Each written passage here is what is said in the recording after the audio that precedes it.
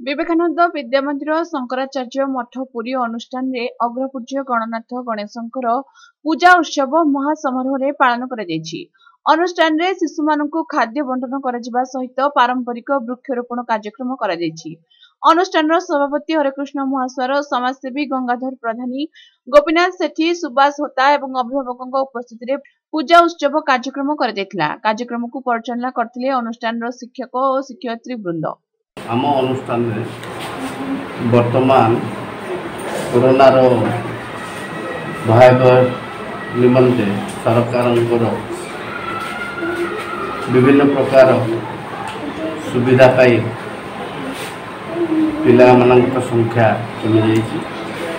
वर्तमान 50 to 60 जन पिला ये अनुष्ठान अध्ययनरत। आज गणेश पूजा कौन आज कार्यक्रम होती?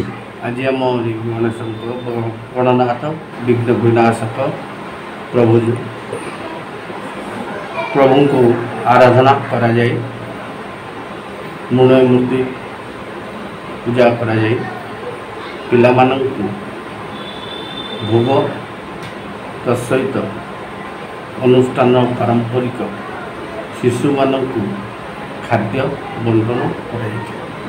आज्ञा गणेश पूजा अवसर में आम सका आसी पुष्पांजलि सब फूल फूल आनी जोगाड़ कर दियो बसाई सब कम आम कर बहुत स्वल्प आयोजन भितर आम दुख सुखे अनुष्ठान चली। वर्तमान सुधा पिलानर मिष्टान बंटन पिला भोजी दि जाऊँगी।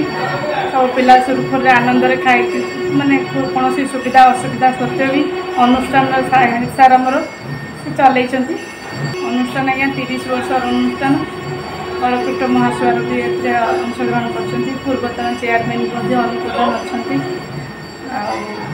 स्वल्प आयु भितर भी आमर कौन असुविधा ना आउ भी पिला आगे बढ़े।